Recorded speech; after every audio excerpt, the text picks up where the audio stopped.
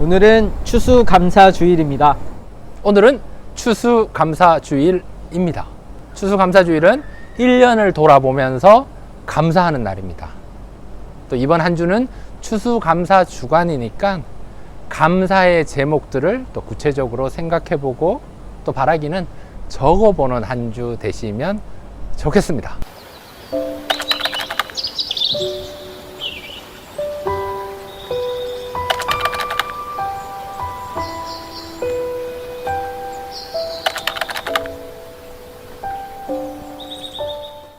안녕하십니까. 추수감사주일에 인사드립니다. 안녕하세요. 노유민 목사입니다. 네, 여러분 반갑습니다. 오늘 말씀의 제목은 꽤 괜찮은 해피엔딩. 꽤 괜찮은 해피엔딩. 꽤 괜찮은 해피엔딩입니다. 주보에는 썩 괜찮은 해피엔딩으로 나갔는데 썩 괜찮은 해피엔딩도 꽤 괜찮은 것 같습니다.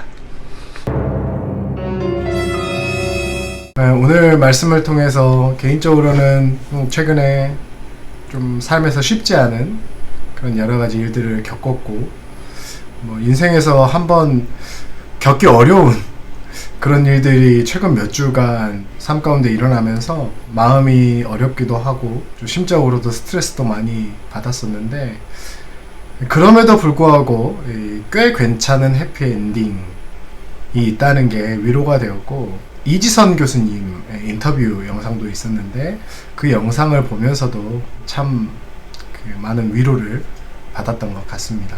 그러니까 그런 말이 있잖아요. 상처를 받아본 사람만이 상처받는 사람을 위로해 줄 수 있다. 어떻게 보면 제 삶 가운데 일어난 일들이 제 인생에 핥혀진 상처인 것처럼 느껴지기도 하지만, 그런 것들이 또 누군가를 위로하는데 귀하게 사용될 수 있다면 오늘 제가 겪고 있는 이 힘듦도 결국에는 꽤 괜찮은 해피엔딩을 맞게 되지 않을까, 그런 희망을 품을 수 있는 말씀이었습니다. 본문 말씀 중에 범사에 감사하라, 이것이 너희를 향한 하나님의 뜻이니라.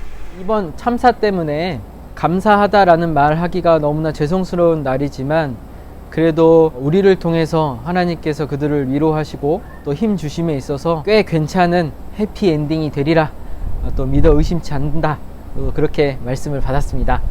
개인적으로 이번에 이제 담임 목사님 언급해 주신 내용 중에 그 공감이라고 하는 부분이 능력이다 라고 말씀을 해 주셨는데, 저도 이번에 준비하면서 알았거든요. 굉장히 하나님께서 또 이 세상을 위해서 또 우리 교회에게 주신 능력이고, 또 우리 그리스도인들 각각을 통해서 또 일하시기 위해서 주신 은사라고 또 생각했는데, 담임 목사님 또 인용해 주셔서 또 그 부분도 참 감사합니다. 저는 이 제목이 이지선 교수가 쓴 책 제목인 줄 몰랐네요. 여러분 알고 계셨나요? 책을 한번 읽어봐야겠다 라는 생각이 들었습니다. 오늘 말씀을 통해서는 이제 감사로 끝나면 좋겠다.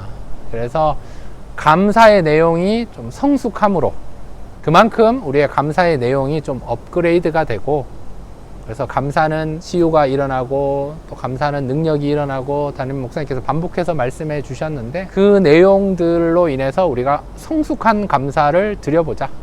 공동 번역으로 담임 목사님께서 데살로니가 전서 말씀을 인용해 주셨는데 그 부분이 참 다가왔고요. 그래서 그 말씀대로 이번 한 주간은 항상 기뻐하고 또 쉬지 말고 기도하고 범사에 감사하며 하나님의 뜻을 이루어 드리는 삶을 살아야 되겠다 라는 생각을 했습니다.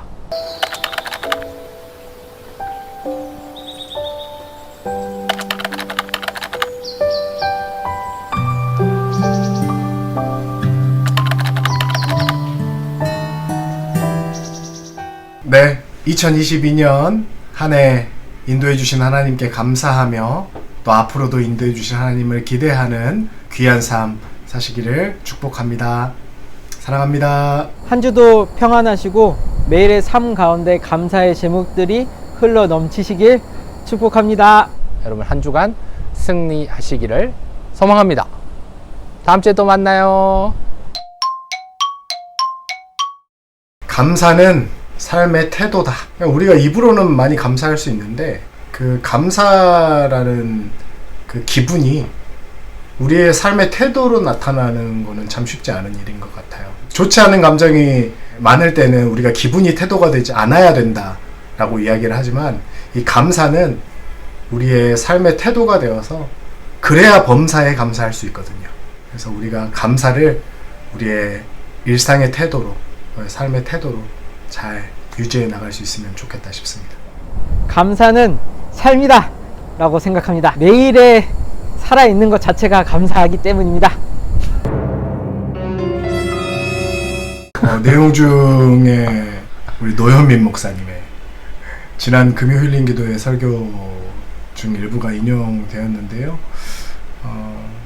참 목사가 이 설교를 한다라는 게 이 시대의 아픔을 외면하기가 참 어렵다는 생각이 듭니다. 개인적으로는 뭐 다른 걸 다 떠나서 이건 생명의 문제고, 생명이 쓰러져가는 그 아픔 앞에 목사가 그런 것들을 외면하기는 참 쉽지 않았을 것 같고, 그런 의미에서 노현민 목사님 설교가 참 시의적절했다는 생각이 들고요.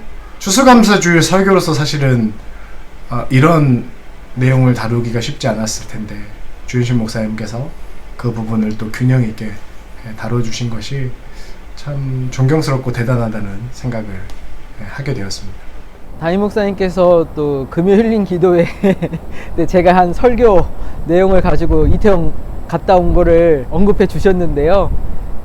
좀 부끄럽지만 아무튼 마음이 무거워서 마음의 짐을 좀 덜어 놓으려고 갔다 온 거고, 다녀온 마음으로는 그 날의 아픔이나 또 함께 아픔을 나누는 사람들의 마음을 좀 느낄 수 있어서, 그리고 앞으로 그들의 마음을 잊지 않고 열심히 그들의 목까지 또 살아가야겠다, 이렇게 생각이 들었습니다. 어쨌든 제가 선포한 말씀에 부끄럽지 않게 이렇게 공감으로써 많은 이들을 섬기고 품을 수 있는 사람 될 수 있도록 여러분 기도해 주시고 또 그런 사람 되겠습니다.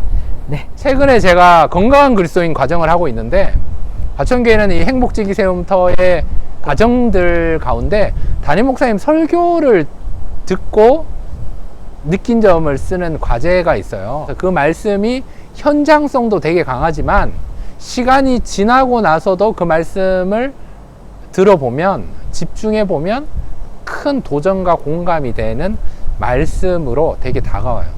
그 노래가 그렇잖아요. 작곡가들이 노래를 한 곡을 작곡을 하면 이 노래가 계속 불려지는 것처럼 우리 주현신 목사님의 설교가 한 번만 하고 없어지는 설교가 아니라 계속 남아서 두고 또 보면 또 듣게 되면 또 영향력 있는 설교가 아닌가 생각이 듭니다.